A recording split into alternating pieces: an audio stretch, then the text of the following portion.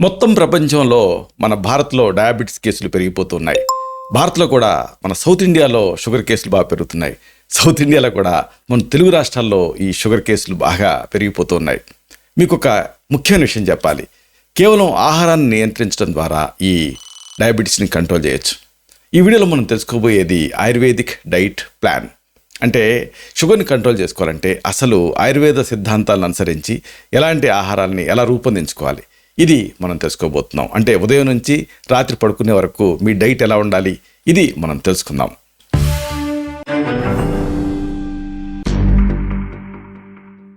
మిత్రులారా నమస్కారం.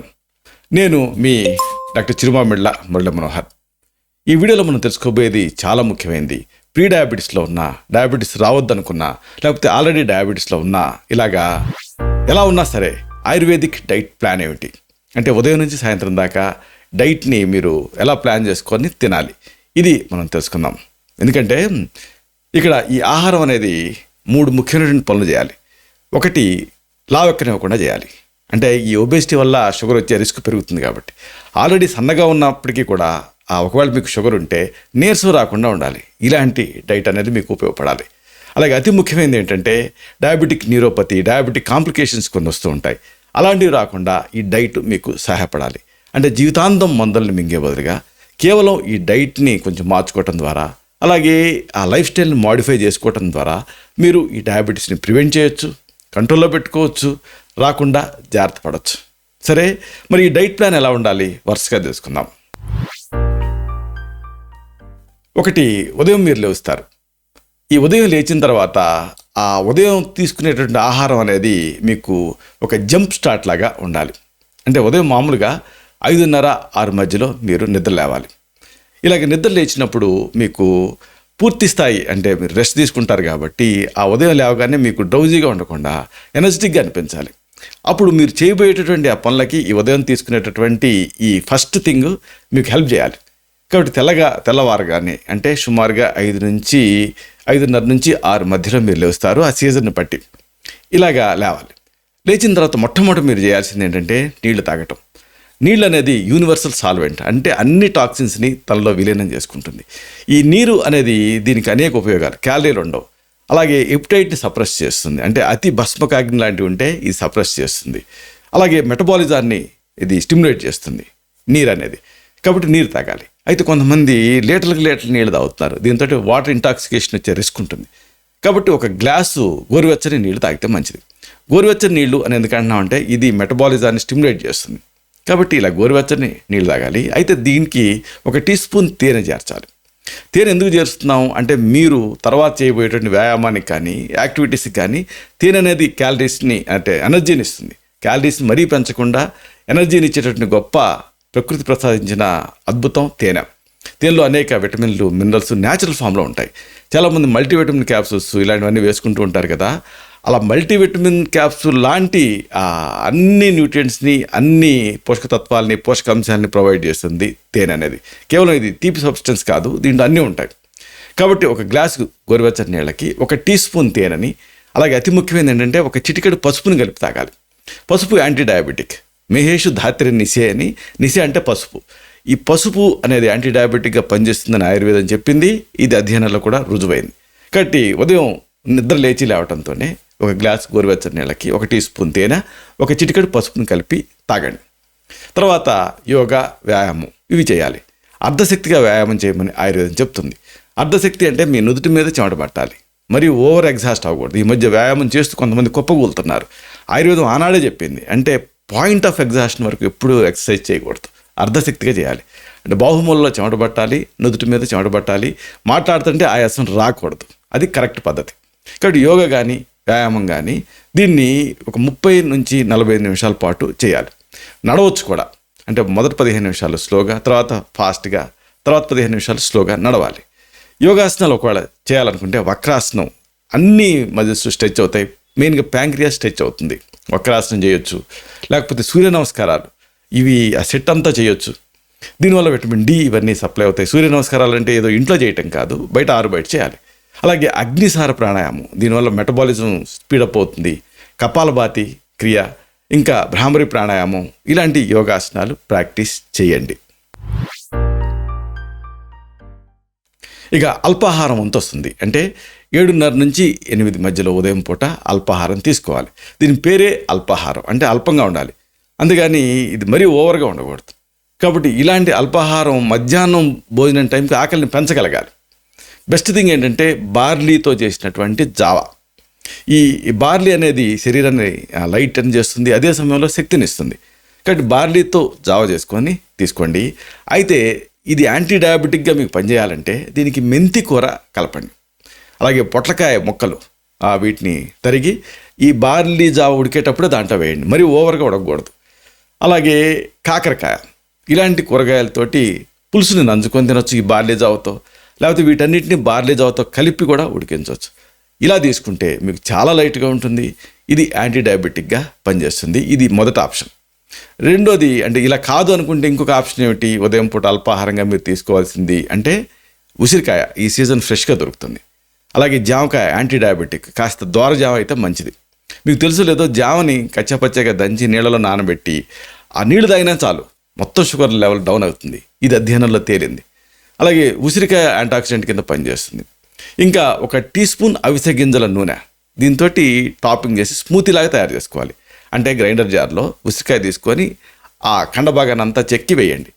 అలాగే జామకాయను కూడా వేయండి. ఇంకా 1 టీ స్పూన్ అవిసె గింజల నూనె వేయండి. ఇప్పుడు స్మూతీ తయారు చేసుకొని తాగండి. ఇదొక ఆప్షన్. ఈ 2 ఆప్షన్స్లో ఏదైనా మీరు చేయొచ్చు. ఇది బ్రేక్ఫాస్ట్ లాగా, అంటే ఉదయం పూట అల్పాహారం లాగా మీకు ఉపయోగపడాలి. ఇక ఉదయం అల్పాహారం తర్వాత స్నాక్, అంటే ఈ మిడ్ మార్నింగ్ స్నాక్ అంటారు, 10 నుంచి 10:30 మధ్యలో. ఇక్కడ మీరు గమనించారా, అంటే తరచుగా ఫ్రీక్వెంట్గా మనం శరీరానికి ఏదో ఒకటి అందిస్తూ ఉన్నాం. ఇది ఇక్కడ కీలకం. ఇక్కడ మీరు పండ్లు బెస్ట్ తింటాం. చాలామంది బ్రేక్ఫాస్ట్ తర్వాత లంచ్ తర్వాత తింటారు, కానీ పండ్లను ఎప్పుడు కూడా వీటి మధ్యలో తినాలి. కాబట్టి ఒక చిన్న గిన్నె దానిమ్మ గింజలు బెస్ట్. లేదా ఇంకా మీరు తినగలిగితే వెలగ పండ్లు, వీటి ముక్కలు కూడా యాంటీ డయాబెటిక్గా పనిచేస్తాయి. మారేడు కూడా అంతే. కాబట్టి వీటిలో ఏదైనా సరే మీరు తీసుకోవచ్చు. బెస్ట్ థింగ్ ఏంటంటే ఒకవేళ సీజన్లో మీకు దొరికితే నేరేడు కూడా తీసుకోవచ్చు. వీటిలో ఏదైనా, లేకపోతే జామ పండ్ల ముక్కలు కూడా తీసుకోవచ్చు ద్వారవి. వీటిని మీరు తీసుకుంటే మిడ్ మార్నింగ్ స్నాక్ కింద ఉపయోగపడతాయి. అంటే 10 నుంచి 10:30 మధ్యలో. ఇక మనకి ఇష్టమైనది మధ్యాహ్న భోజనం. మధ్యాహ్న భోజనం ఎప్పుడు కూడా ఫుల్గా హెవీగా తీసుకోవాలి. ఎందుకంటే మనం ఎక్సర్సైజ్ చేస్తూ ఉంటాం కాబట్టి తిన్నదంతా కూడా అరిగిపోతుంది. ఇది 12:30 నుంచి 1 గంట మధ్యలో తింటే మంచిది. ఇక ఈ మధ్యాహ్న భోజనంలో ఏమేమి ఉండాలి అంటే, ఒకటి మెయిన్గా మనకి ఎనర్జీ రావాలి కాబట్టి ధాన్యవర్గం ఉండాలి. ధాన్యవర్గం అంటే ఏంటి, ఒక గిన్నె ఉడికించినటువంటి యవగోధుమలు. ఆయుర్వేదంలో ప్రత్యేకంగా యవలు అనేవి ఈ షుగర్ని తగ్గిస్తాయని చెప్పారు. అయితే ఆ రోజులలో యవలని చెప్పారు, కానీ ఈ రోజుల్లో యథాతథంగా యవలు అనేవి క్రమంగా కనుమరుగైపోతున్నాయి. ఈ ప్లేస్లో అంటే ఈ యవల్ ప్లేస్లో మీరు ఓట్స్ని వాడుకోవచ్చు. లేకపోతే ఈ గోధుమలోనే ఒక వెరైటీ ఉంటుంది యవగోధుమలని, వీటిని వాడుకోవచ్చు. లేదా సజ్జలు వాడుకోవచ్చు. వీటిలో ఏదైనా సరే ఒక గిన్నె ఉడికించినటువంటి యవగోధుమలు కానీ, ఓట్స్ కానీ, సజ్జలు కానీ, దీన్ని మళ్ళీ 1 టీ స్పూన్ ఆవ నూనెతో కలిపి వండాలి. ఇక్కడ ఆవ నూనెతో కలిపి వండటం చాలా కీలకం. ఆవ నూనె ఏం చేస్తుంది అంటే, ఒకటి శరీరంలో మెటబాలిజాన్ని పెంచుతుంది. అలాగే ఆవ నూనె చేసే మరొక ముఖ్యమైన పని ఏంటో తెలుసా, ఈ ధాన్యం చుట్టూ ఒక కోటింగ్ లాగా తయారవుతుంది. తయారై మనం తిన్నప్పుడు ఈ దీంట్లో ఉండే కార్బోహైడ్రేట్ని పూర్తిగా అబ్జర్వ్ అవ్వనివ్వదు. అంటే నూనెగా ఉంటుంది కదా, అందుకని కార్బోహైడ్రేట్ని అలా అట్టి పెడుతుంది. అంటే ఈ ఆవ నూనెని మీరు చేర్చి దీన్ని వండటం వల్ల మీరు తిన్నప్పటికీ కూడా షుగర్ లెవెల్స్ తటాలను పెరగకుండా ఉంటాయి. కాబట్టి ఒక గిన్నె ఉడికించిన యవగోధుమలు లేదా సజ్జలు లేదా ఓట్స్, దీనికి 1 టీ స్పూన్ ఆవ నూనె కలిపి వండండి. ఇక పప్పులు కూడా అవసరం, ప్రోటీన్స్. కాబట్టి వెల్లుల్లి, పసుపు కలిపి ఉడికించినటువంటి పెసరపప్పు ది బెస్ట్. అంటే ఈ పప్పులలో బెస్ట్ ఏమిటి అంటే పెసరపప్పు, తర్వాత బెస్ట్ కందిపప్పు, ఆ తర్వాత మినువులు హెవీ. కాబట్టి మనం మామూలుగా ఇడ్లీలు ఇవన్నీ తింటూ ఉంటాం కదా, కానీ డయాబెటిక్స్ మాత్రం ఈ మినువులతో చేసినవి కాకుండా పెసరలతో చేసిన పెసరట్టు కానీ లేకపోతే ఇలాంటివి తింటాం మంచిది. ఇక్కడ మన భోజనంలో పప్పు ఉండాలి కాబట్టి వెల్లుల్లి, పసుపు కలిపి ఉడికించినటువంటి పెసరపప్పు తయారు చేసుకోండి. కట్టులాగా ఉండాలి. ఇక పప్పులు అయిపోయినాయి, తర్వాత కూరగాయ కదా, కూరగాయ కూడా తింటాం మనం. కాబట్టి ఈ కూరగాయకు మీరు ఎలాంటి కూర వండుకోవాలి అంటే, అంతగా పండని అరటికాయ కూర.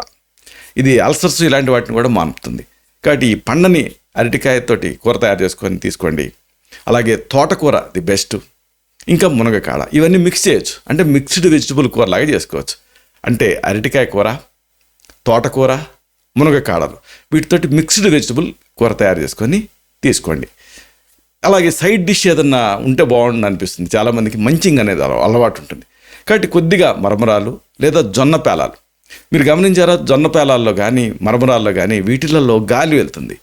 గాలి వెళ్ళి మనం తిన్నప్పుడు సాటిస్ఫైడ్గా అనిపిస్తుంది. అంటే అర్ధాకలితో కాకుండా మీరు పూర్తిగా తిన్న ఫీలింగ్ అనేది మీకు కలుగుతుంది. కాబట్టి ఫైనల్గా సైడ్ డిష్ లాగా ఈ మరమరాలు లేదా ఈ జొన్న పేలాలు వీటిని తినండి. ఇక మధ్యాహ్నం స్నాక్ ఐటమ్ అంటే 3:30 నుంచి 4 మధ్యలో, ఇది కూడా చాలా కీలకం. ఇలా తినకపోతే రాత్రి మీకు డిన్నర్ మీద దాడి చేస్తారు. అందుకని మధ్యాహ్నం స్నాక్ తీసుకోవటం చాలా ముఖ్యం. దీనికి ది బెస్ట్ ఏంటంటే గింజలు, కొద్దిగా వేపినటువంటి మెంతి గింజలు, వీటికి కాస్త ఉల్లిపాయ ముక్కలు నిమ్మరసంతో కలిపి మీరు తీసుకోవచ్చు. లేదా పెసరగుగ్గీలు కూడా ఇలాగే తయారు చేసుకోవచ్చు. అలాగే ఈ టీలు కాఫీలు వీటి బదులుగా అల్లం ఇంకా మిరియాలతోటి హెర్బల్ టీ తయారు చేసుకోండి. అల్లం లోపల ఉండేటటువంటి ఆమన్నంత పచనం చేస్తుంది, మిరియాలు కూడా అంతే.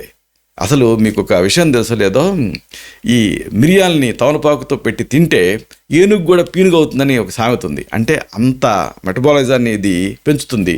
దీంతో ఇంటర్మీడియట్ ప్రోడక్ట్స్ ఫామ్ అవ్వు. కాబట్టి పానీయం కింద ఈ ఈవినింగ్ స్నాక్ ఐటెంతో పాటుగా అల్లం మిరియాలతోటి హెర్బల్ టీ తయారు చేసుకొని తీసుకోండి. ఇక సాయంత్రం స్నాక్ అంటే 6 నుంచి 6:30 మధ్యలో ఉప్పుడు బియ్యం లేదా అటుకులతోటి చేసిన జావకి సైంధవలవణం ఇంకా ఇంగువను చేర్చి తీసుకోండి. అంటే ఉప్పుడు బియ్యం లేదా అటుకులతో చేసిన జావకి సైంధవలవణం ఇంగువ కలిపి తీసుకోవాలి. ఇక రాత్రి భోజనం అంటే 7:30-8 మధ్యలో, దీనికి మళ్ళీ మామూలే. అంటే ధాన్యంలో రెడ్ రైస్ కానీ బ్లాక్ రైస్ కానీ ఈ మధ్య దొరుకుతున్నాయి. షష్ఠికశాలి ధాన్యం ఉంటుంది ఆయుర్వేదం. ఇలాగ రెడ్ రైస్ బ్లాక్ రైస్, దీంట్లో ఫైబర్ కంటెంట్ ఎక్కువ ఉంటుంది. లేదా గోధుమ గింజలు లేదా యవలు లేదా ఓట్స్, వీటికి మళ్ళీ 1 టీ స్పూన్ అవిసె గింజలు కలిపి ఉడికించాలి. ఉడికించి ఇక్కడ ముఖ్యమైనది ఏంటంటే గంజి వార్చాలి, ప్రెషర్ కుక్కర్లో ఎగర్చకూడదు. ఇక పప్పు కూడా కావాలి కదా, కందిపప్పుకి అల్లం పసుపు కలిపి ఉడికించి చేసినటువంటి కట్టు అంటే సూప్ లాంటిది తీసుకోవాలి. ముద్దపప్పులా తీసుకోకూడదు, రాత్రిపూట ఎప్పుడు కూడా లైట్గా ఉండాలి. కాబట్టి కందిపప్పుకి అల్లం పసుపు చేర్చి ఉడికించి సూప్ లాగా తీసుకోండి. ఇక కూరగాయల విషయానికి వస్తే ఏదన్నా ఆకుకూర లైక్ గోంగూర, కాకరకాయ, వీటితోటి మిక్స్డ్ వెజిటబుల్ కూర తయారు చేసుకోండి. సైడ్ డిష్గా కొద్దిగా ఉడికించినటువంటి ఉలవల పప్పు తీసుకోండి, అంటే గుగ్గిలాగా ఉండాలి. ఇలాగ దీన్ని సైడ్ డిష్ కింద తీసుకోండి. డిన్నర్ అయిపోయింది. ఇక రాత్రి పడుకునే ముందు, ఇది కూడా చాలా కీలకం, నిద్ర లేపకూడదు ఇది మీకు ఆకలి అనేది. అందుకని పడుకునే ముందు లైట్గా ఉండాలి, ఇది నిద్రని డిస్టర్బ్ చేయకూడదు. కాబట్టి బెస్ట్ థింగ్ ఏంటంటే కాస్త 1 గ్లాసు వెచ్చని నీళ్ళకి 1 టీ స్పూన్ తేనె కలిపి తీసుకోవాలి. 1 గ్లాసే, మరి ఎక్కువ తాగితే మళ్ళీ మూత్రానికి లేవాల్సి వస్తుంది. అలా కాకుండా నోరు తడారిపోకుండా ఉండాలి, ఎనర్జీని ఇవ్వాలి, ప్రశాంతంగా ఉండాలి, హెవీనెస్ ఉండకూడదు. కాబట్టి 1 గ్లాసు వెచ్చని నీళ్ళకి 1 టీ స్పూన్ తేనె కలిపి తాగండి. ఇదంతా ఒక ఎత్తు అయితే జీవనశైలి అలాగే కదలికలు ఇవి చాలా ముఖ్యం. అంటే మన యాక్టివ్ లైఫ్ స్టైల్ అంటామే ఇది. కాబట్టి శారీరక కదలికలు ఉండాలి. రోజుకి కనీసం ఒక 45 నిమిషాలు వేగంగా నడవాలి. 45 నిమిషాలు నడవలేకపోతే కనీసం 30 నిమిషాలు. అయితే అసలైన విషయం ఏంటంటే పోస్ట్ ప్రాండియల్ వాకింగ్, అంటే తిన్న తర్వాత నడవాలి. అంటే తిన్న తర్వాత మీరు ఎప్పుడు తిన్నా కానీ ఒక 10 నిమిషాలు కనుక నడవగలిగారనుకోండి, ఒకేసారి 45 నిమిషాలు నడవలేకపోయినా కానీ ఇలాగా డివైడెడ్గా నడిచినా కానీ అది అద్భుతమైన ఫలితాన్ని ఇస్తుంది. అప్పుడు ఏం జరుగుతుంది, పేగులకు వెళ్లాల్సిన రక్తం పెక్కలకు వెళ్ళి పేగుల నుంచి ఈ గ్లూకోజ్ కంటెంట్ మరీ ఎక్కువగా అబ్జర్వ్ కాకుండా ఈ గ్లూకోజ్ స్పైక్ రాకుండా ఉంటుంది. అలాగే యోగా ధ్యానం చాలా ముఖ్యం. ఒత్తిడి తగ్గించడానికి, మంచి నిద్ర కోసం పడుకునే ముందు యోగా ధ్యానం ప్రాక్టీస్ చేయండి. ఇక అతి ముఖ్యమైనది ఏంటంటే అపథ్యాలు, అంటే అహితకరమైన ఆహారాలు కొన్నిటిని మీరు అవాయిడ్ చేయాలి. ఏమిటివి? ముఖ్యంగా వైట్ పాయిజన్స్లో ప్రధానంగా చెప్పేది పాలు, పాల ఉత్పత్తులు. ఇవి పెరిగే పిల్లలకి అవసరం. కానీ ఒక వయసు వచ్చిన తర్వాత ఈ పాలు, పాల ఉత్పత్తులను మానేయగలిగితేనే మంచిది, మెయిన్గా షుగర్ ఉంటే. అలాగే పాయసం నింద్యం, అంటే పాలతో వండినటువంటి అన్నం, ఈ పాలు పోసి బెల్లం వేసి పాయసం వండుకుంటాం కదా, ఇలాంటి డయాబెటిక్స్కి మంచిది కాదు. అలాగే జల జంతువుల మాంసం, అనూప మాంసం అంటారు, ఇది కూడా తీసుకోకూడదు. అలాగే చెరుకు రసం, చెరుకు ఉత్పత్తులను కూడా తీసుకోవద్దు అని ఆయుర్వేదం చెప్తుంది.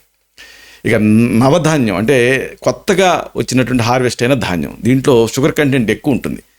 అలాగే ఈ వైన్ కూడా మంచిది కాదు. కొత్త ధాన్యం, వైన్ రెండూ మంచిది కాదు.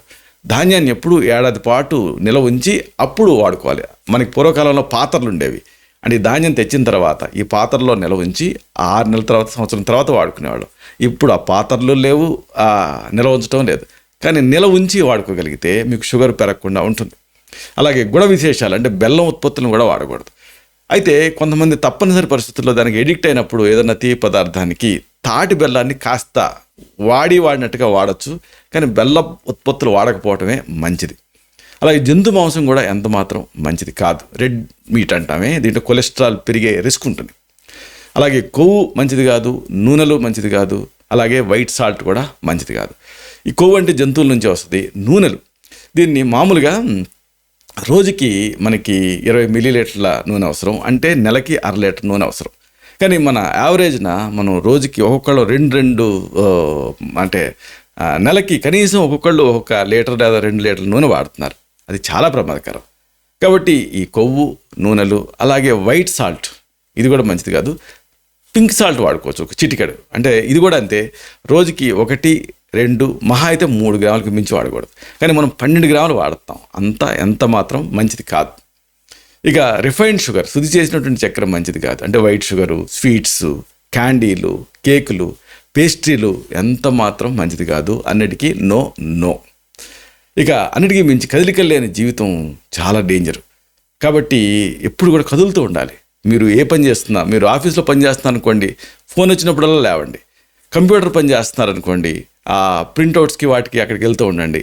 ఇలాగా ప్రతి 20 నిమిషాలకి ఏదో ఒక కదలిక అనేది చాలా అవసరం. అలాగే అతి నిద్ర మంచిది కాదు, పగటి నిద్ర అసలు మంచిది కాదు. మనకి తెలుగులో సామెత ఉంది, పగటి నిద్ర పైకి చేటు అని. పైకి అంటే శరీరానికి చేటని. అలాగే ఆల్కహాల్ అంటే మద్యపానం మంచిది కాదు, పొగ తాగటం మంచిది కాదు. అన్నిటికీ మించి ఈ మధ్య షుగర్ కేసులు ఫ్యామిలీలో లేకపోయినా పెరుగుతున్నాయి. ఎందుకు అంటే స్ట్రెస్ డయాబెటీస్. కాబట్టి ఆందోళన, కోపం వీటిని తగ్గించుకోవాలి. అంటే మానసిక ప్రశాంతతని అలవర్చుకోవాలి. ఇలాగా ఈ డైట్ ప్లాన్ని మీరు ఫాలో అయితే తప్పకుండా నిశ్చయంగా ఈ డయాబెటీస్ అనేది క్రమంగా రివర్స్ అవటం మొదలుపెడుతుంది. కాబట్టి షుగర్ ఉందని కంగారు పడొద్దు, లేకపోతే ఏదో మ్యాజికల్ రెమెడీస్ గురించో, లేకపోతే అమేజింగ్ రిజల్ట్స్ ఉండేటటువంటి ఏదో 5 రోజుల్లో షుగర్ తగ్గుతుంది, 2 రోజుల్లో షుగర్ తగ్గుతుంది అని కాదు. కానీ ఇది ఒక ఎఫ్లూయెంట్ సొసైటీ డిజార్డర్. మళ్ళీ మనం దీనికి కేవ్ మ్యాన్ లివింగ్ అంటారు. అంటే పురాతనమైనటువంటి జీవన శైలిని కనుక మనం అమర్చుకొని ఈ ఫ్యాన్సీ డైట్స్కి వీటికి స్వస్తి చెప్తే షుగర్ డెఫినెట్గా రివర్స్ అవుతుంది. అయినప్పటికీ ఒకవేళ షుగరు కంట్రోల్ కాకపోతే అప్పుడు మీ శరీర తత్వాన్ని బట్టి మీకు మాత్రమే ప్రత్యేకమైన సురక్షిత ఆయుర్వేద ఔషధాలు ఉంటాయి, వీటిని ప్రిస్క్రైబ్ చేయాల్సి ఉంటుంది. శతం జీవ శరదో వర్ధమానః, శతం హేమంతాన్ శతం వసంతాన్. 100 శరత్తులు, 100 హేమంతాలు, 100 వసంతాలు వర్ధిల్లుతూ జీవించండి. Stay healthy, stay happy, be positive, keep smiling, stay safe. Love you all. శుభం.